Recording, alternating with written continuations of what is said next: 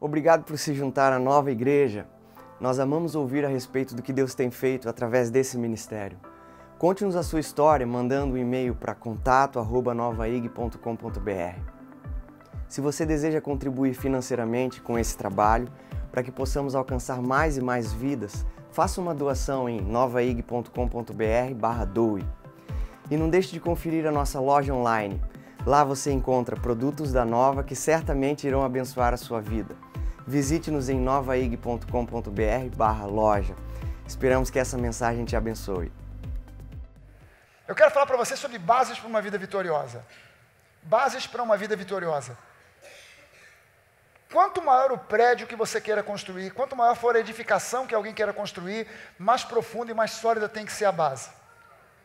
Mais profundas e sólidas têm que ser as bases para um prédio de 2 andares são completamente diferentes para as bases de um prédio de 100 andares.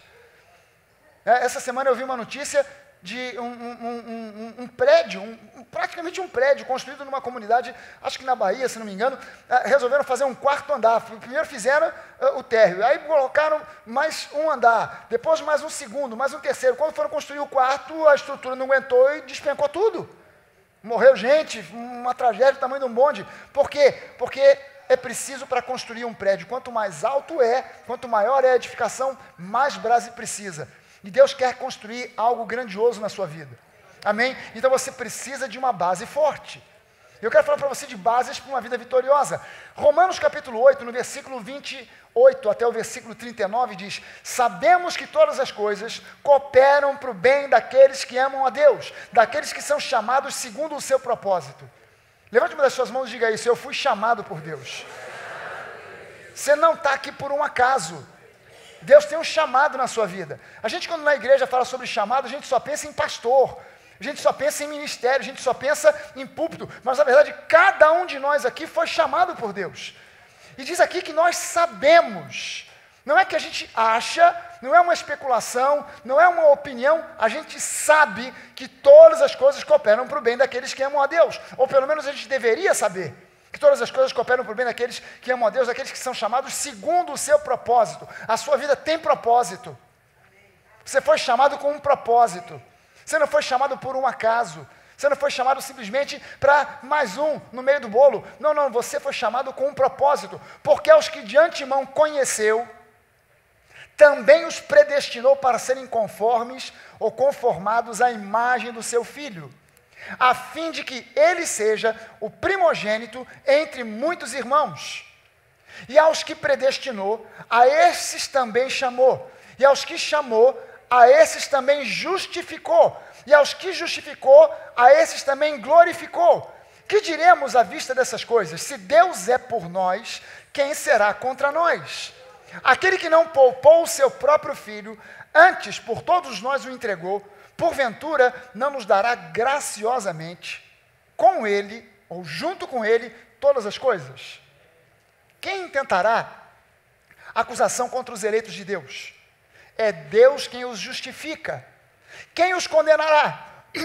É Cristo Jesus quem morreu, ou antes quem ressuscitou, o qual está à direita de Deus e também intercede por nós. Quem nos separará do amor de Cristo? Será tribulação, ou angústia, ou perseguição, ou fome, ou nudez, ou perigo, ou espada? Conforme está escrito, por amor de ti, somos entregues à morte o dia todo. Fomos considerados como ovelhas para o matadouro. Em todas essas coisas, porém, somos mais que vencedores por meio daquele que nos amou. A Bíblia não coloca um pano colorido em cima da realidade. A Bíblia não tenta colocar uma ilusão, dizendo, não, você quando recebe Jesus, a partir de então, a sua vida vai ser um mar de rosas, nada mais vai dar errado na sua vida. Não. Ele diz, nós, por amor de ti, somos entregues ao matadouro, todo dia como se fôssemos ovelhas. Nós passamos por poucas e boas, a gente sofre nesse mundo, a gente sofre nessa vida, mas em todas essas coisas, nós somos mais que vencedores por meio daquele que nos amou, porque tudo acaba que no final das contas coopera para o bem daqueles que amam a Deus. Amém? Porque eu estou bem certo de que nem morte, nem vida, nem anjos, nem principados, nem coisas do presente, nem do porvir, nem poderes, nem altura, nem profundidade, nem qualquer outra criatura poderá separar-nos do amor de Deus que está em Cristo Jesus, nosso Senhor. Nada poderá nos separar, nada pode nos separar do amor de Deus que está em Cristo Jesus. Sabe, eu gosto às vezes, e o apóstolo Paulo acho que também gostava, porque ele diz que todo atleta em tudo se domina. E ele fala sobre a questão do atleta que corre atrás de uma coroa corruptível, nós, porém, corremos atrás de uma coroa incorruptível. E ele faz essa analogia entre o atleta e o cristão e a vida cristã. E não importa o esporte que alguém se dedique, e eu vou particularmente falar aqui sobre a questão mais ligada ao atletismo, à corrida, ao ciclismo e tal, mas não importa o esporte, todo atleta hoje em dia, treina com base numa coisa chamada periodização. O que é a periodização? Você pega um ano, divide em períodos, e em cada período desse dura um período de tempo, dura um certo tempo, e em cada período desses você enfatiza uma valência diferente. Força, velocidade, flexibilidade, dependendo do esporte, mas não importa o esporte. Não importa se é uma corrida de 400 metros com barreira, não importa se são 100 metros rasos, não importa se é uma maratona, não importa se é um outro esporte qualquer, em todo plano de periodização, o primeiro período chama-se período de base. Ali no período de base, um bom treinador, quando ele elabora o período de base e acompanha os seus atletas no período de base, ele já sabe, de antemão, quem será ou não um campeão. Quem tem possibilidades ali naquele grupo de fazer um pódio, de fazer uma equipe olímpica ou de ser um campeão mundial. Ele já sabe de antemão. Não depois no segundo ou terceiro período daquele ciclo, mas no período de base. E se o atleta fizer um bom período de base, os outros períodos vão levá-lo para o pódio. Mas se ele fizer um fraco período de base, ainda que nos outros períodos onde ele vai desenvolver força, velocidade, ele seja excelente, ele não será campeão. Já de antemão, com quase um ano de antecedência, você já pode prever que aquela pessoa, pelo menos naquele ano, não fará o seu melhor. Embora nas outras fases do ciclo, ele possa ser excelente, fantástico, ter muita força, muita velocidade, se ele não fez um bom período de base, já era. É no período de base que se define quem são os campeões, ou quem serão os grandes campeões. Então, base é tudo. Base nessa vida é tudo. Se você quer ser um vencedor, e mais que vencedor, você precisa de uma base. As pessoas pensam que as promessas de Deus, porque elas são dadas pela graça, então elas vão cair na nossa cabeça como se fosse fruta madura caindo do pé. Mas é preciso que você entenda que você precisa de base. Você precisa de ter base. Para que essa vida vitoriosa aconteça, você precisa de ter bases. Você precisa de uma base sólida. E eu quero falar sobre 6 pontos para uma vida vitoriosa. 6 pontos básicos para uma vida vitoriosa. Talvez algum desses pontos aqui você não identifique como sendo exatamente uma base para uma vida vitoriosa, mas eu garanto para você que cada um deles é. E na verdade, quando a gente fala de 6 pontos, lembre-se que um prédio, quando você vai construir, e você faz as bases, você coloca os pilares, se faltar um pilar, já era, vai desmoronar, vai cair. Talvez aquela obra se sustente até um determinado ponto, mas se faltou um pilar apenas, mas vai chegar um ponto em que aquele pilar vai fazer uma falta tal, que o prédio vai cair, vai colapsar, e já era. Eu preciso de todas as bases para construir a obra grandiosa que Deus quer na minha vida. Amém? Olha para a pessoa que está do seu lado e diga para ela: Deus quer fazer uma obra grandiosa na sua vida, meu irmão. Mas você precisa de base. Você precisa de uma boa base. Para que essa obra se estabeleça, você precisa de uma boa base. Primeiro ponto: você quer uma vida vitoriosa?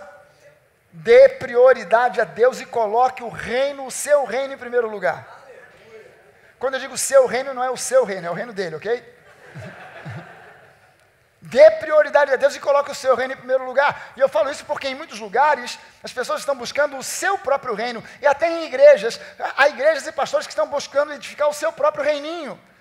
Mas se você quiser ser uma pessoa vitoriosa, você precisa dar prioridade a Deus e ao reino dele em primeiro lugar. Sabe, deixa eu te dar um testemunho, algo pessoal. Principalmente quando eu era criança, eu sempre senti um senso de propósito na minha vida. Eu não sei quanto a você, mas quando era criança, eu sentia que Deus me criou para coisas grandes. Que eu estava nesse mundo, eu nem pensava assim, não, Deus me criou. Não sabia quem tinha me criado. Mas uma coisa eu sabia, eu não estou nesse mundo para coisas pequenas, eu estou aqui para coisas grandes. Alguém compartilha comigo desse tipo de experiência? No primeiro culto foi a mesma coisa, a maioria das pessoas, pastor, eu também sempre senti essa coisa de que, poxa, Deus tinha coisas grandes para mim, ou que o mundo, a vida tinha coisas grandes para me oferecer, eu senti essa sensação, e olhando para trás hoje, eu vejo claramente que mesmo não tendo comunhão com Deus, mesmo não sendo um cristão no sentido genuíno, bíblico da palavra, eu fui guardado, eu fui protegido, eu fui dirigido, mesmo passando por lutas, por dificuldades e até por traumas. Você pode dar esse mesmo testemunho? Amém? Quando a gente olha para trás, a gente vê como Deus guardou a gente. Antes de eu estar consciente sobre quem Deus realmente é, porque, na verdade, se conscientizar de quem Deus realmente é, só acontece quando a gente tem um encontro chapado de frente com Ele. E é por isso que em muitas igrejas tem pessoas que estão na igreja, mas não tiveram ainda um encontro chapado com Deus. E isso é o fundamental para que você seja um genuíno cristão, ter um encontro real de frente com Deus. Antes de eu estar consciente sobre quem Deus realmente é, dos planos, dos propósitos dEle para mim, eu achava que tudo ia ser resolvido pelo meu esforço, pela minha capacidade, além de um pouco de sorte, claro. Então, se eu conseguir juntar essas coisas todas, a minha capacidade, os meus dons, os meus talentos e a minha inteligência, e ainda por cima, alguma coisa aí, alguém ou alguma coisa me dá uma pitada de sorte, o universo vai conspirar a meu favor. Eu pensava assim. Tem alguém junto comigo nessa? Mas quando eu olho hoje para trás, eu consigo ver como Deus me guardou, me protegeu e foi gracioso comigo. Porque, na verdade, olhando para trás, eu vejo que não foi o meu esforço, que não foi o meu talento, que não foi sequer sorte, mas Deus tinha um propósito. Amém? Sabe, nem sempre eu venci, nem sempre eu alcancei o objetivo almejado, mas olhando para trás, tendo como ponto de vista o dia de hoje, o presente, eu posso afirmar que no final das contas, tudo coopera para o bem daqueles que amam a Deus.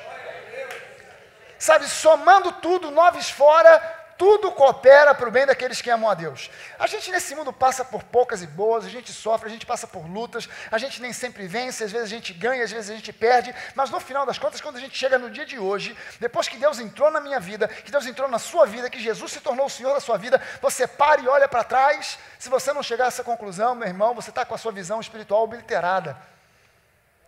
Quando você olha para trás, você percebe, caramba, no final das contas, eu passei por isso, por aquele problema, por aquele trauma, perdi isso, perdi aquilo, mas tudo coopera para o meu bem. Tudo cooperou para o meu bem. E tudo continua cooperando para o seu bem, porque a sua vida não acabou. Você ainda tem um bocado de tempo pela frente aí. Amém? E tudo coopera para o seu bem, meu irmão. Hoje eu sei, hoje, olhando para trás, eu sei, colocar Deus em primeiro lugar é o grande segredo do sucesso. Não é à toa que eu coloquei isso aqui como ponto número 1.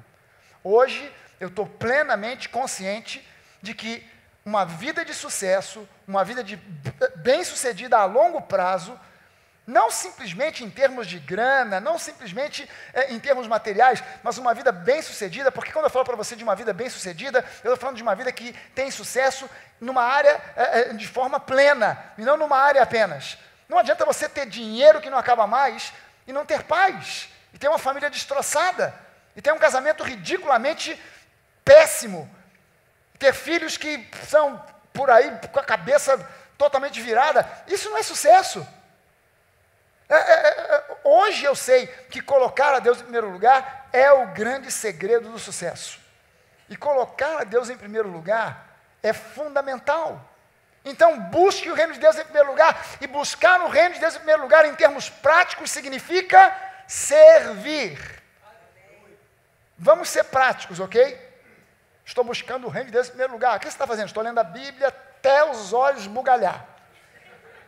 Ótimo, que legal. Mas e a prática da busca do reino de Deus? Qual é? Muita oração, pastor. Não, oração faz parte da história. Não. Irmos a muitos cultos, faz parte da história. Você quer saber a prática de buscar o reino de Deus em primeiro lugar? Servir. 3 coisas que são a prática do servir. Número 1, servir. Número 2, servir. Número 3, servir. Eu sei que é difícil decorar, mas vamos lá. Quais são as 3 práticas do serviço? Número 1, número 2, número 3. Cara, a Nova é diferenciada demais. A Nova é uma igreja diferenciada demais. O povo é gênio, cara. Coisa que pessoas levam anos para decorar. E eu só falei uma vez, você já decorou. Já sabe. Caramba. Servir, servir e servir. Essa é a prática da busca do reino. Com isso, as demais coisas serão acrescentadas. Quando você busca o reino, servindo, as demais coisas te serão acrescentadas. Em segundo lugar, não tenha medo de inovar. Você quer ser uma pessoa vitoriosa? Não tenha medo de inovar. Não tenha medo de inovar. Presta atenção. Quem são os maridos aqui? Quem é casado aqui? Maridos, só os maridos. As esposas abaixam as mãos. Caramba, tem marido aqui que não acabam mais. Deixa eu dar uma dica para você. A maioria dos casamentos, eu não vou falar agora especificamente dos maridos não, só quis saber quem é, mas daqui a pouco eu vou falar especificamente dos maridos. A maioria dos casamentos, quando chega num ponto de crise, não é pelos motivos que normalmente se dizem. A questão é grana, é incompatibilidade de gênios. A maioria das crises nos casamentos não é isso. É falta de criatividade, é falta de inovação. Só isso. Só isso. A pessoa entra numa rotina, numa mesmice, aquilo vai virando uma chatice, daqui a pouco eu não aguento mais olhar para a sua cara, você não aguenta mais olhar para a minha cara, porque entrou numa chatice. Agora sim os maridos. Cadê os maridos? Ok. Meu irmão, você quer dar um upgrade no seu casamento? Presta atenção. Tem menor de idade aqui dentro? Deixa eu ver, quem são os menores de idade? Ih, rapaz, tem muito menor de idade. Menor de 16 anos. O que vocês estão fazendo aqui dentro? O lugar de vocês é lá na Zoe.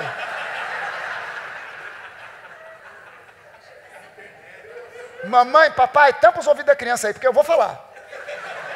Quero nem saber, eu vou falar.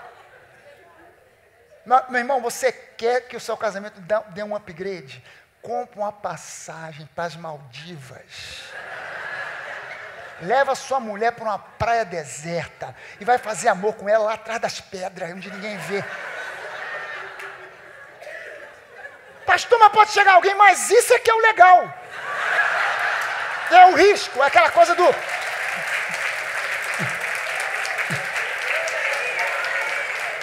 É aquela coisa do... Tira a roupa aí, rápido. É isso que é o legal. Veste, está chegando alguém. Então, isso é que é o legal. Porque, lógico, numa praia, a areia atrapalha, é uma confusão danada. O legal é isso. Pastor, mas eu não tenho grana para ir para as Maldivas. Araruama te espera.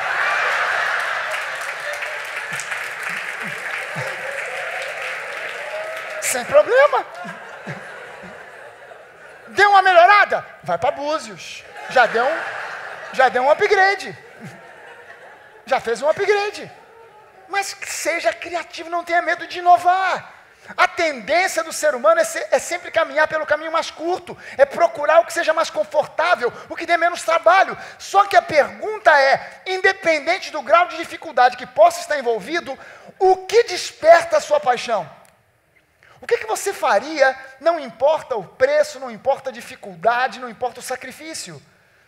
A gente procura, a tendência do ser humano é isso, é procurar o caminho mais curto, o caminho mais fácil, o mais confortável, que dá menos trabalho. As pessoas que são os fracassados, são exatamente aquelas pessoas que olham para um alvo, para um objetivo e dizem, é muito difícil chegar lá, aqui é mais fácil, então não vou por lá, vou por aqui, vou fazer isso aqui. Aquilo lá é muito legal, é o que eu queria, mas muito difícil, é mais fácil alcançar aqui, algo menor, algo com menos sacrifício, com menos dificuldade, então eu vou nessa. Nem tudo que a gente faz na vida dá prazer. Nem tudo. Há coisas que necessitam ser feitas, que precisam ser feitas, independente de gosto, de sensação de realização e etc. Por exemplo, jogar o lixo fora. Ninguém diz que prazer que eu tenho em jogar o lixo fora. Isso é algo que eu sinto assim, um impulso, aleluia, uma maravilha. Ninguém gosta de lavar louça. Eu não conheço ninguém que diga, poxa, que prazer que eu tenho de lavar louça. Tem uma loucinha para eu lavar aí? Eu adoro lavar louça. Não conheço ninguém que gosta de lavar louça. Mas alguém tem que lavar a louça. Amém, gente? Não tem por onde. Arrumar a casa, é um saco arrumar a casa. Mas alguém tem que arrumar a casa. Então isso não nos dá prazer. Eu sou uma pessoa realizada. Por quê? Porque todo dia eu lavo a louça. Sou uma pessoa realizada porque todo dia eu arrumo a casa. Não, ninguém é realizado por causa disso. Mas há coisas que são necessárias, há coisas que precisam ser feitas, independente de gosto ou de sensação de realização. Então, no meio dessas coisas inevitáveis e obrigatórias, necessárias, eu preciso aprender a inovar. Eu preciso aprender a inovar no meio dessas coisas chatas, no meio dessas coisas que são obrigatórias e forçosamente têm que ser realizadas no dia a dia. É preciso que eu aprenda a inovar. A inovação é o que reacende a paixão que foi perdida por causa da rotina, por causa da mesmice. É justamente a paixão que faz isso, a inovação que faz isso. Sabe, a maioria das pessoas não faz assim. A maioria das pessoas apenas vai empurrando com a barriga. Vai vivendo.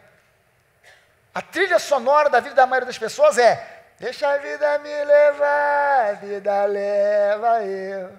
Deixa a vida me levar, a vida leva eu. Deixa a vida me levar, galera. A trilha sonora da maioria da vida das pessoas é essa. Elas apenas vão sobrevivendo. Elas não inovam, elas não usam a criatividade. Dizem, eu não sei se isso é verdade, porque eu nunca vi essa estatística.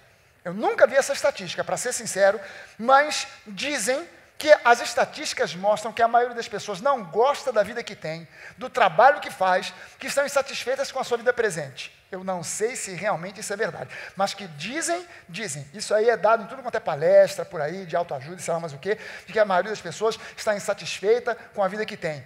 Eu digo para você que essa é uma percepção absolutamente errada. Absolutamente errada, porque até mesmo aquilo que te dá prazer pode virar uma fonte de insatisfação. Ainda hoje, eu não estou exercendo mais a medicina, mas ainda hoje eu sou apaixonado por medicina, mas eu vou dizer para você que houve dias em que eu estava de plantão, eu estava no consultório, sei lá onde, e que eu estava dizendo, meu Deus, acaba logo esse dia, porque esse dia está um saco. E eu era apaixonado por aquilo. Até mesmo o que nos dá prazer pode virar uma fonte de insatisfação. Então, o mundo, ele é extremamente diversificado, e eu sou capaz de ter múltiplos interesses. Todo ser humano é capaz de ter múltiplos interesses. Ninguém tem uma mente monolítica. Ninguém é uma pessoa monodimensional, apesar de alguns imbecis se tornarem monolíticos e monodimensionais. Mas se tornam assim. Mas ninguém nasce com uma mente monolítica, monodimensional. Todos nós somos extremamente diversificados e somos capazes de ter múltiplos interesses. Então, eu não posso ter medo de inovar. Eu não posso ter medo de me aventurar, de quebrar a rotina da mesmice com novas formas de fazer as mesmas coisas. Pastor, mas eu trabalho numa situação que não tem como inovar. Eu trabalho, por exemplo, num banco, e eu sou caixa do banco, ou eu sou gerente do banco. Eu não posso ir para lá, por exemplo, fantasiado de Papai Noel, de Carmen Miranda. Então não dá para inovar numa situação dessa. Meu irmão, então presta sua atenção. Você tem a oportunidade de inovar com outras coisas. Quem gosta de pedalar? De andar de bike? Mas olha só, até mesmo para pedalar, você tem uma série de opções diferentes que você pode escolher. Você pode escolher, por exemplo, esse tipo de pedal, esse tipo de bicicleta que a gente chama de speed ou bicicleta de estrada. Isso aqui é um estilo de pedal, é um estilo de pedalar. Com essa bicicleta você não vai a qualquer canto, você não entra por qualquer mato, você não entra numa trilha. Isso aqui é para pedalar no asfalto, é um estilo de pedal. É uma maneira, mas você pode gostar de um outro estilo e você pode gostar de repente de mountain bike. Pastor, o que eu gosto é de subir morro, descer morro, eu gosto de trilha de mato, e de repente você prefere mountain bike. De repente você prefere pedalar uma bike de triatlon. Não vai pedalar essa bike aqui sem antes pegar uma de speed, uma de estrada ou uma mountain bike. Se você não pegar a ciclística da bicicleta de estrada e da bicicleta de mountain bike, de pilotar essa bike aqui é diferente. Ela é diferente, ela é meio incontrolável. Ela sai do controle fácil. Então você precisa, mas você de repente quer isso aqui, você pode chegar lá. De repente você diz, não, o que eu quero é ciclocross. Ciclocross aqui no Brasil não é muito divulgado. Isso aí é divulgado demais na Europa. Isso aqui na Europa, o pessoal é alucinado por ciclocross. E o ciclocross é uma bicicleta que tem geometria de bicicleta de estrada, parece uma bicicleta de estrada, mas é uma bicicleta mais robusta, que ela já entra na lama, pega certas trilhas, ela não desce um morro despinguelado, morro abaixo, mas ela pega uma estrada de terra, ela pega já uma estrada de pedra, ela pega não só o asfalto, mas também uma rua, de repente, de paralelepípedo. E esse estilo aqui, eu me amarro nesse estilo. Aqui no Brasil não tem competição de ciclocross, mas você gosta de lama? É isso aqui para você. Isso aqui é o pedal para você. Mas de repente você não quer nada disso, você quer misturar bicicleta com avião. Você quer voar? Vai para o BMX. É mais radical. Você vai passar em rampa, vai voar, vai dar cambalhota, vai se esborrachar do outro lado de lá. Maravilha. Mas de repente você não quer nem uma coisa nem outra, que você simplesmente quer. É uma bicicleta careta para você ir passear com a família na beira da praia. É só isso que você quer. Pastor, eu não quero bicicleta de estrada, eu não quero mountain bike, eu não quero BMX, eu não quero voar, eu não quero trilhar. Eu só quero uma bicicletinha para ir passear com a família na beira da praia. Então sai de casa e vai. O problema é ficar pensando, eu gostaria tanto. Rapaz, beira da praia, a família. E você não vai. Sabe, o que as pessoas estão insatisfeitas não é com a sua vida. O que as pessoas estão insatisfeitas é com a mesmice, com as tarefas onde elas não podem usar nem dar vazão à sua criatividade. Então, meu irmão, sai da mesmice. Se você tem uma vida de uma rotina que não dá para alterar, como eu disse, um tipo de profissão que não dá para alterar a rotina, então busque outras coisas onde você possa usar a sua criatividade, a sua imaginação. Vá aprender uma nova língua. Vai fazer um curso de chinês, japonês, russo, ucraniano, sei lá. Ou então parta para uma coisa mais simples, vai aprender inglês. Semana passada o pastor Jorge disse aqui, não, eu fui fazer um curso de inglês, não aprendi nada. Aí agora no primeiro culto ele estava aqui na frente, eu fiz uma porção de perguntas para ele em inglês, ele respondeu tudo. Como é que não aprendeu? Claro que aprendeu. É claro que aprendeu. É porque a pessoa fica, acho que não vale a pena, eu não vou aprender nada. Claro que vai. Você é membro da Nova, se você é membro da Nova, você é inteligente e acima da média. Então você vai aprender. Faça um curso de pintura. Mas de repente aprender a pintar igual o Van Gogh. Sei lá. Você sabe que Van Gogh só foi aprender a pintar depois de velho? E num período curto, de poucos anos, ele pintou mais de 800 quadros e virou o grande gênio da pintura, que para mim nunca teve ninguém parecido, nem vai haver. Até a segunda vinda de Jesus. No céu, quem sabe eu pinto melhor do que ele. Vai fazer um curso de pintura. Vai fazer um curso de corte e costura. Aprender a costurar, fazer tricô, crochê, sei lá. Vai fazer um curso de culinária, quem sabe você vira um Masterchef. Mas diversifique, crie, inove. Deus te criou com essa capacidade. Deus te criou com imaginação. Deus te criou com criatividade. Por quê? Porque você foi criado à imagem e semelhança dele e ele é o Criador. Amém? Em terceiro lugar, não tenha medo do fracasso. Não tenha medo do fracasso. A grande maioria das pessoas, por medo do fracasso, nem começa nada. Só tem um jeito de você não fracassar na vida. É não dar o primeiro passo. Se você ficar quietinho, não se mexer, você nunca vai fracassar. Nunca. Ninguém quer fracassar. Ninguém planeja fracassar. Mas fracassos são inevitáveis. Eles acontecem. Faz parte do jogo. Faz parte da vida. Ninguém planeja, ninguém deseja, ninguém quer, ninguém pede por isso, mas fracassos são inevitáveis e acontecem. Qual é a diferença entre alguém bem-sucedido e um fracassado? Qual é a diferença entre alguém que se dá bem e o outro que só bate com a cara na parede e fracassa? Qual é a diferença? A diferença são duas coisas, resiliência e perseverança. É só isso. Não é inteligência, não é grana, não é herança, não é nada disso. A diferença entre um fracassado e um bem-sucedido é resiliência e perseverança. Mas pastor, o que é esse negócio de resiliência? É igual a saliência? Não, é outra coisa. Vou explicar para você o que é resiliência. O que é resiliência? A melhor maneira, resiliência, tem um monte de gente por aí tentando explicar resiliência. E todas as explicações que eu já vi de pessoas tentando dizer o que resiliência é, em livros, em palestras, é uma desgraça. A pessoa entra sem saber o que é e sai sem saber o que é. Porque as explicações são tão complicadas, resiliência é uma coisa simples, e para você entender resiliência, a maneira mais fácil é olhar para um tênis de corrida. A maneira mais fácil de ter resiliência é olhar para um tênis de corrida. Um tênis de corrida, para ser bom, precisa ter resiliência. E o que é isso? Você já reparou? Quem já correu alguma vez na vida aqui? Cara, tem gente que nunca correu. Nem para pegar ônibus. Quem já correu aqui alguma vez na vida? Você já reparou que quando você corre, você está dando marteladas no chão. Entre o chão e o seu pé, tem um tênis, que tem uma sola. Essa sola vai levando marteladas. A cada passo que você dá, uma martelada. E essa sola, pela lógica, se você vai dando marteladas, ela vai... E a tendência dela é virar um pastel. Por que o seu tênis, a sola do seu tênis não vira um pastel? Porque o seu tênis tem uma coisa chamada resiliência.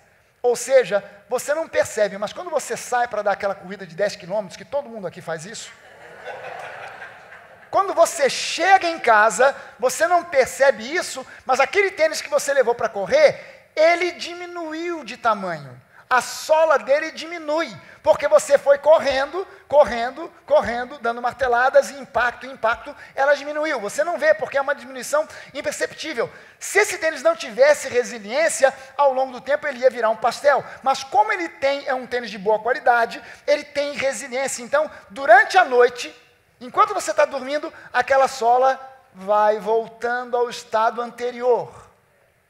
E aí, quando você volta a correr, ela sofre o mesmo processo de achatamento e durante o período de descanso, a sola do tênis volta novamente ao estado anterior. O que é resiliência? É a capacidade que eu tenho de, apesar de sofrer traumas, impactos, dificuldades, de voltar ao estado anterior de ânimo, de coragem, de força. Há certas coisas que acontecem na vida que são tão fortes, são impactos, são marteladas tão fortes que vêm na nossa vida, que é aquilo que a gente chama de trauma. O que é um trauma? É uma força tão grande, um impacto, um evento qualquer na minha vida que causou um impacto tão grande que superou a minha capacidade de resiliência, de voltar ao estado anterior. E aquilo ficou impressionado de tal tamanho que achatou e fez com que eu me sentisse agora traumatizado. Mas em Cristo, você recebe de Deus uma resiliência espiritual. Por isso a Bíblia fala sobre restauração. O que é restauração? Você sofre os impactos da vida, os problemas da vida, mas Jesus te restaura ao estado anterior de alegria, de paz, de capacidade. Quando você não entende isso, você permanece no trauma. As pessoas que não conhecem Jesus, elas precisam de outro tipo de suporte, e muitas vezes esse outro tipo de suporte, seja psicólogo, seja psiquiatra, seja remédio, o que for, muitas vezes a pessoa não consegue, mesmo com esses recursos naturais, obter resiliência para voltar ao estado anterior, de alegria, de paz, de coragem, de força, mas em Cristo é um absurdo que você não consiga voltar a esse estado, porque as coisas antigas já passaram e tudo se fez novo, é uma consciência nova. Eu não preciso ficar debaixo do peso das coisas do passado. Em Cristo eu tenho resiliência espiritual e eu posso voltar a um estado de paz, de alegria e força, porque Jesus me capacita para isso. O meu passado não pode impedir o meu presente de ser um presente abençoado, muito menos o meu futuro de ser um futuro de sucesso. Amém? Você pode levantar uma das suas mãos e dizer isso? O meu passado não pode impedir o meu presente ou o meu futuro de ser ricamente abençoado. Amém? Porque em Cristo você tem resiliência espiritual. E o que é perseverança? Como é que eu diferencio, pastor, um perseverante de um teimoso? Qual é a diferença entre perseverança e teimosia? Na verdade, gente, na grande maioria das vezes, você só consegue diferenciar teimosia de perseverança depois que o resultado final acontece. Porque se o resultado final for positivo, o cara perseverou, rapaz. Perseverou agora, olha lá, está na benção. Se deu ruim, teimoso, todo mundo falando para ele, desiste, larga esse troço. O cara não larga, olha aí o resultado, teimoso. Na verdade, o perseverante é um teimoso que deu certo. E o teimoso é um perseverante que deu errado. perseverança, a diferença muitas vezes é simplesmente o resultado final. A perseverança é uma forma de teimosia, e a teimosia é uma forma de perseverança. Quando você olha para esse cara, Thomas Edison, se você não conhecia, Thomas Edison, Nova Igreja, Thomas Edison. Dizem que Thomas Edison, para conseguir uma lâmpada que funcionasse, precisou de 1000 tentativas. Agora, se você conhecesse esse cara, quando ele estava na tentativa de número 575, você chamaria ele de perseverante ou de teimoso? Cara, você já tentou 576 vezes, vai tentar 575 para quê? Tu já não viu que essa porcaria não funciona? Isso aí é um troço que não tem remédio, não tem jeito. Mas porque ele era um cara perseverante, ele permaneceu e continuou, porque ele acreditava que aquilo podia dar certo, que aquilo ia dar certo, e foram preciso 1000 tentativas. Se não fosse essa perseverança, se não fosse a teimosia desse cara, hoje a gente estaria aqui à luz de velas. A gente dependeria da luz do sol. É bem verdade que a invenção dele, entre as milhares de coisas que ele inventou, a lâmpada é uma bênção e é uma maldição. É uma bênção porque não deixa a gente no escuro, mas é uma maldição porque antes da lâmpada existir, todo mundo dormia às 6 horas da tarde. Depois da lâmpada, todo mundo vai dormir às 2 horas da manhã. E a falta de sono é a grande origem e fonte de problemas de saúde da humanidade. As pessoas pensam, acho que eu preciso tomar umas vitaminas. Você pode tomar quanta vitamina você quiser. Se você não tiver horas adequadas de sono, você vai ficar enfermo, você vai ficar doente. Sua pressão vai aumentar, você vai engordar. Você sabia que falta de sono engorda? Sabia que dormir emagrece? Sabia disso? Pastor, eu vou passar o dia inteiro agora dormindo, roncando.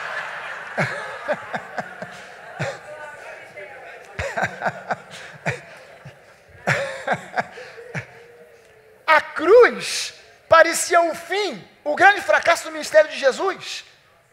A cruz parecia o grande fracasso do ministério de Jesus, mas aquilo que parecia o grande fracasso era apenas o início da maior vitória da história do universo, a vitória sobre a morte e sobre o pecado. Quem olhou para Jesus na cruz disse, está vendo? Teimoso. E que insistiu nessa história de perdão pleno, de graça, que a lei e tal não é mais, olha aí, olha o resultado aí, teimoso. Mas porque Jesus perseverou até o fim, ele foi perseverante, a Bíblia diz, até a morte e morte de cruz. Ele foi fiel e obediente até o final. Ele perseverou por causa de mim e de você, porque ele sabia que Deus tinha um plano para nós. Amém? Ele sabia disso, e ele obteve a maior vitória da história do universo, a vitória sobre a morte e o pecado. E é por causa da vitória de Jesus que nós nos tornamos mais que vencedores. É só por causa da vitória dele. Romanos 8,17, ora, se nós somos filhos, somos também herdeiros, herdeiros de Deus e co-herdeiros com Cristo. Se com ele nós sofremos, também com ele seremos glorificados. Nessa vida a gente sofre, mas Deus está conosco. Eis que estou convosco até a consumação dos séculos. Não importa o que você esteja passando hoje, é sofrimento, é luta, é dificuldade, é provação, chame como você quiser, é tribulação. Deus está com você, Jesus está com você, e se com ele você hoje está sofrendo, com ele você vai ser glorificado. Somente persevere, não abra mão, não desista. Amém?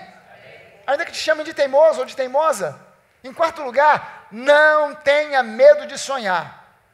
E sonhe grande. Se é para sonhar, vamos sonhar grande. Amém, gente?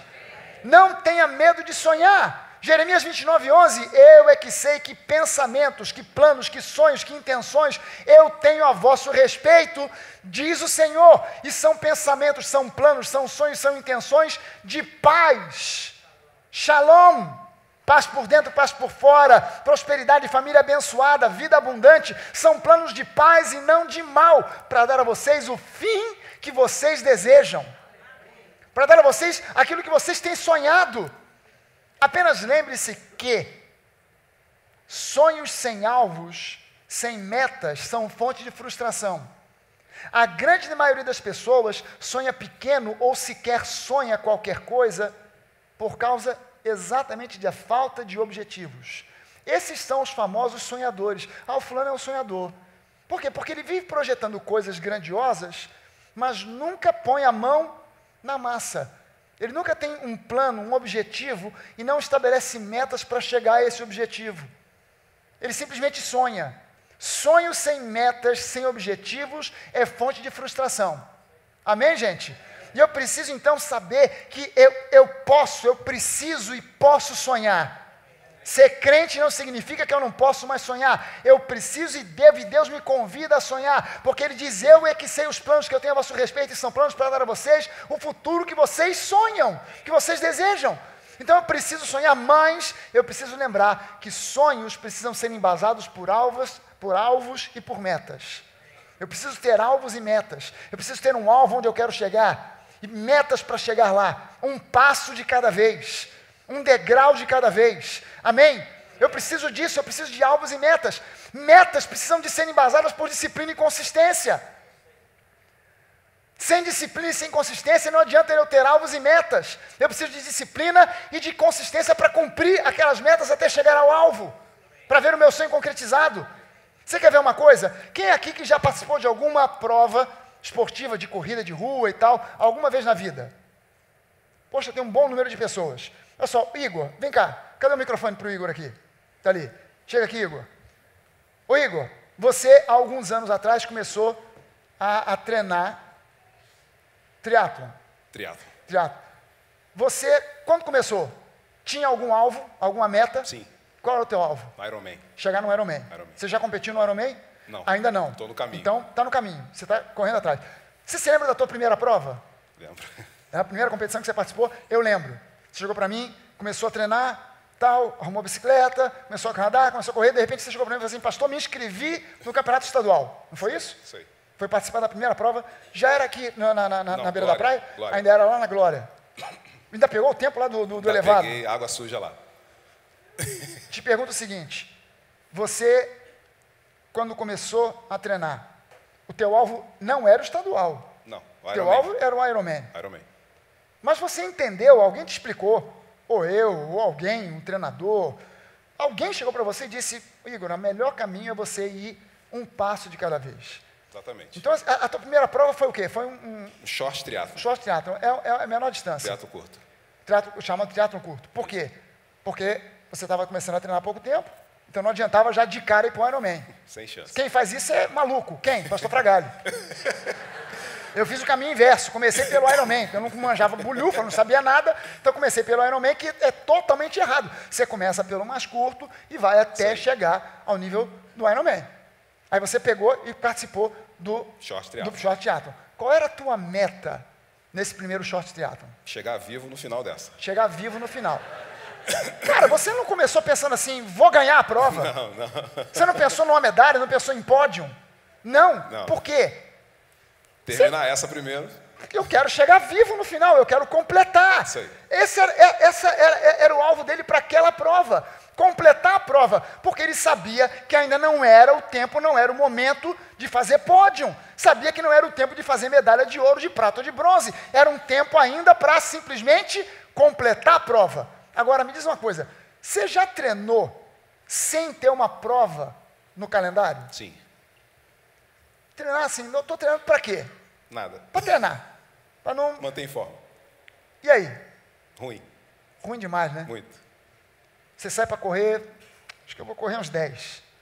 Não aí vou, quando muitas você vezes já combinei de ir, não ia. Não, não vou. Combinou, já me deixou no vácuo, já Pastor deixou Jorge no já vácuo. ficou me esperando. Vamos lá, vamos, 8 horas. 7 horas da manhã, estamos eu e o Jorge lá. Choveu. Cadê o Igor? É, exatamente. Cadê o Igor? Aí, de repente, o celular. Plim, nem telefone, que é para não levar um esculacho, só manda uma mensagem. Você vai assim, plim, aí você olha a mensagem, estou impedido por causas de ordem superior. Não posso ir. Aí tem uma série de coisas. Vou levar minha filha numa festa. 7 horas da manhã, vou levar a filha numa festa. Aí íamos só eu e o Jorge a treinar. Aí, mas por quê? Porque o cara sai de casa para correr 10. Aí na porta ele pensa assim, por que 10 se 8 é menos? Nenhuma. Mas por que 8 se 7 eu consigo completar? Então eu vou correr, em vez de correr 5, eu vou correr 4. E como troco, eu ainda levo 1 para casa, eu vou correr 3. É. E na prática só corre 1. Por quê? Porque Desse jeito. não tem um alvo, não tem uma meta. Não tem um alvo para chegar. Então eu estou treinando aleatoriamente.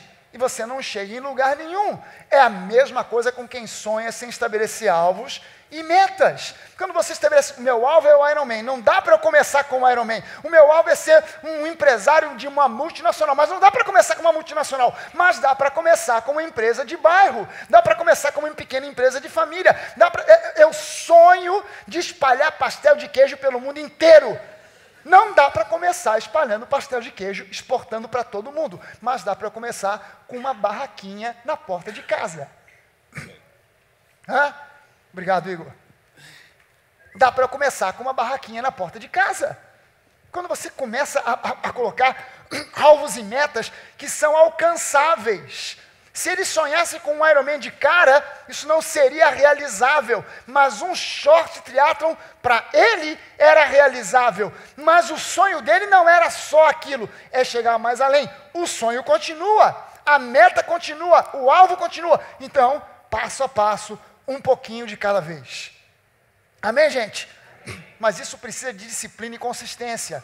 Sabe, se eu tenho um alvo e eu tenho metas para cumprir, eu saio para treinar com sol, com chuva, com calor, com frio, com vontade, sem vontade, sorrindo ou chorando. Eu saio porque eu sei, se eu não mantiver consistência, se eu não tiver disciplina e consistência, não adianta. Eu vou aprender uma língua, vou fazer um curso para aprender uma língua, mas me falta consistência, me falta disciplina. Então eu não vou na primeira aula, não vou na segunda, na terceira eu vou. Aí eu falto a quarta, a quinta, a sexta, e depois de um mês eu ainda quero falar inglês. A única coisa que eu vou falar em inglês é inglês. Mas nada. Por quê? Porque me faltou consistência. Está lá todo dia que tem aula. Assistir aula é um saco, é chato, mas sem assistir aula eu não aprendo. Esse é o grande problema de alunos da escola bíblica. Por que muita gente começa e não completa, embora a maioria dos alunos da escola bíblica completem o curso da escola bíblica, da escola Atos? Por que muitos não completam? Porque falta disciplina e consistência. Porque o cara não tem um alvo. Não tendo um alvo, ele não tem metas. Ele vem, gostei. Essa outra aula é meio chata.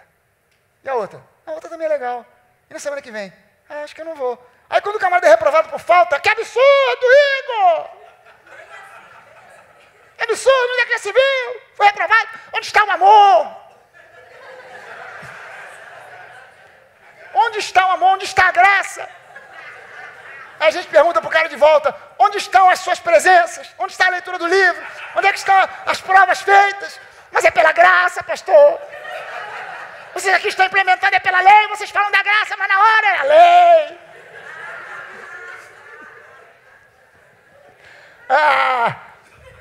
A pessoa não está sacando que ela está trabalhando com uma mentalidade de fracassado. Ela não está trabalhando com uma mentalidade de vencedor. E ela acusa todo mundo, o culpado é o Igor, o culpado são as regras da escola, o culpado é isso, o culpado é o pastor Fragali, que não me ajuda, que não me dá uma nota, que não me dá um bônus. Todo mundo é culpado. Tudo é culpado. Não, eu não sou um sucesso por causa dos meus pais, por causa da família que eu nasci, por causa da pobreza, por causa do governo. Todo mundo tem culpa, menos o infeliz, o desgraçado, que não está botando alvos e metas, não está sonhando e não está correndo atrás. Amém, gente? A Bíblia diz que Deus sempre honrará o trabalho das nossas mãos.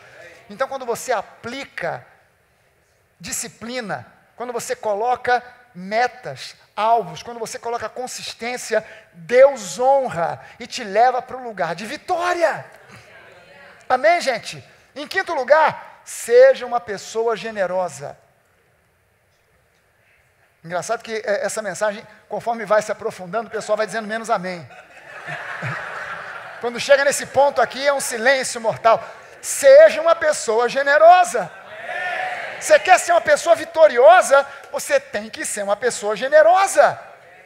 Não tem como ser um vitorioso sendo uma pessoa apegada a coisas materiais, pão duro, materialista, que não tem empatia com as pessoas.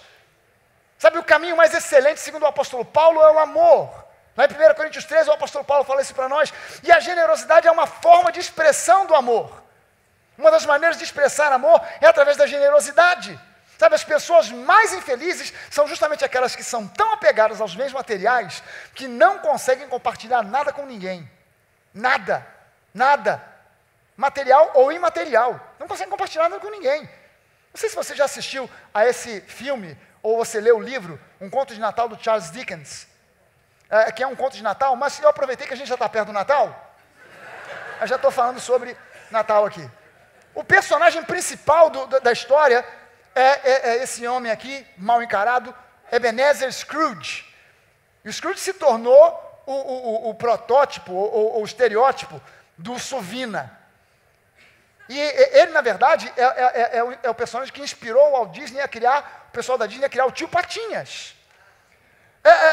Eu não sei quantos aqui podem dizer, pastor, realmente eu acho que eu preciso de libertação, tem um espírito de Tio Patinhas aqui, que para sair está difícil. Mas você tem que expulsar esse espírito da sua vida, meu irmão. Você tem que expulsar esse espírito. Qual é o problema do Scrooge? O Scrooge, na noite de Natal, ele detestava o Natal.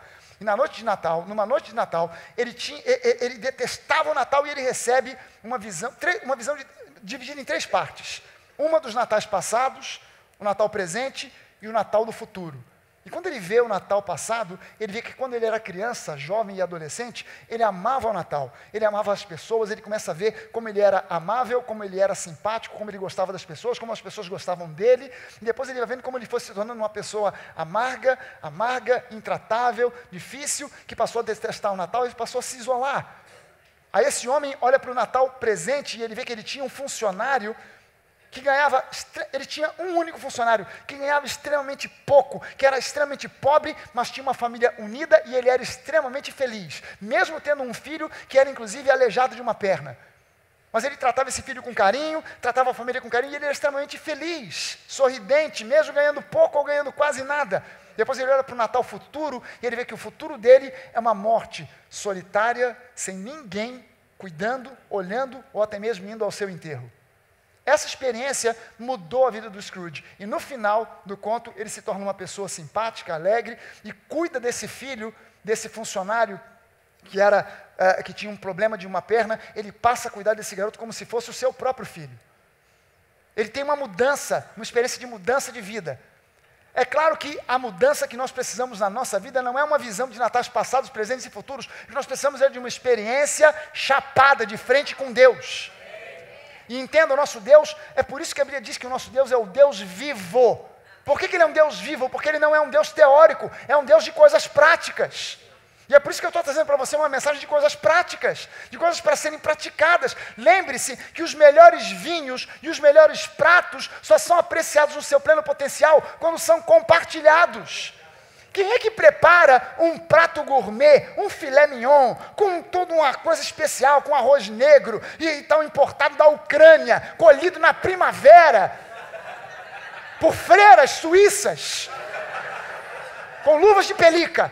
Quem é que prepara um arroz desse, com um filé mignon, com todo o capricho, com um molho especial, e você prepara uma salada especial, com ervas especiais, abre um vinho caríssimo para comer sozinho? Quem é que faz isso? Você vai comer sozinho? Você abre uma coca e frita um ovo.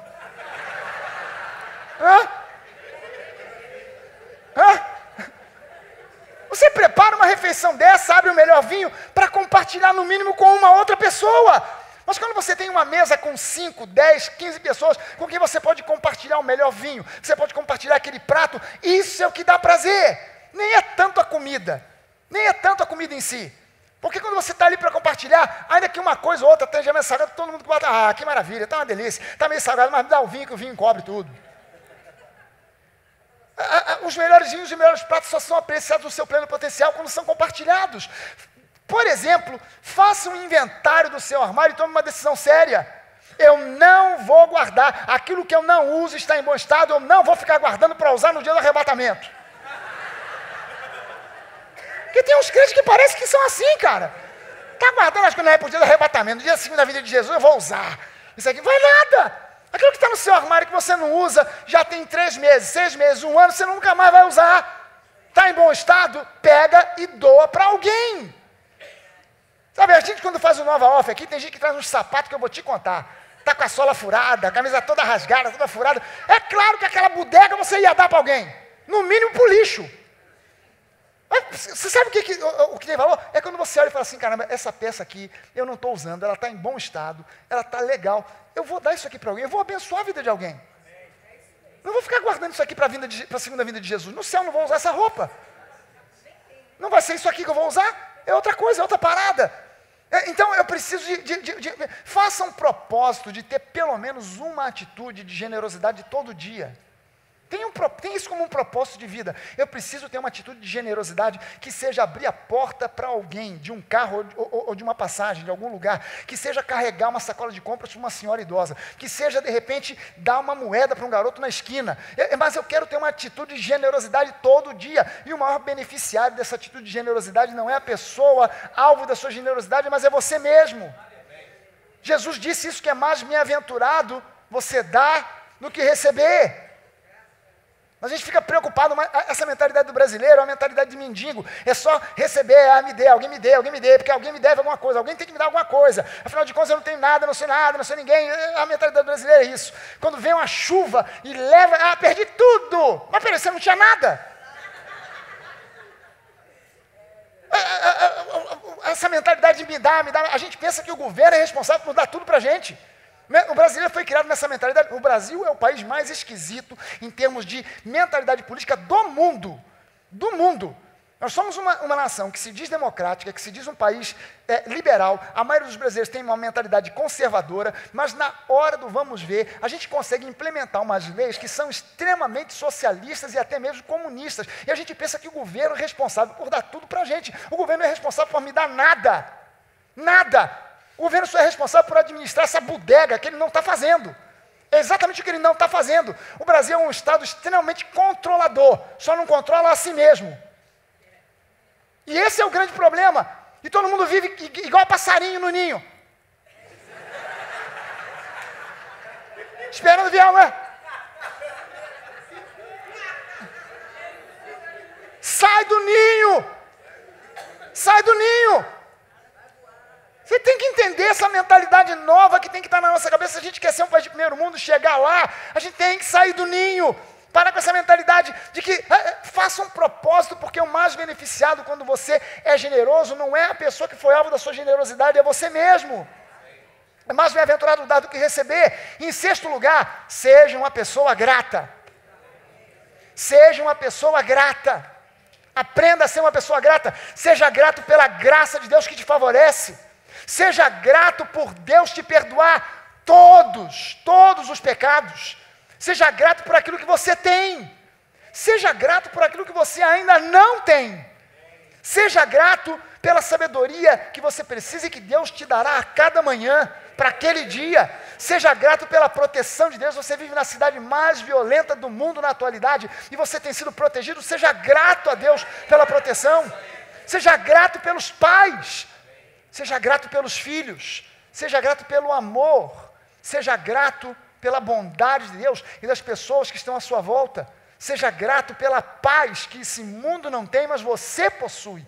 Seja grato pela prosperidade, ainda que ela não esteja presente 100% na sua vida hoje, mas seja grato. Gratidão genuína é o que desenvolve humildade. A gratidão precede a humildade. Presta atenção nisso. A gratidão precede a humildade. Por quê? Porque quando eu começo a enumerar os motivos pelos quais eu tenho para agradecer, eu vejo que eles são muito mais numerosos do que os motivos que eu tenho para me queixar. E é aí que eu começo a ver que eu tenho recebido muito mais do que eu mereço. É quando eu faço esse inventário, quando é que eu preciso fazer esse inventário em especial?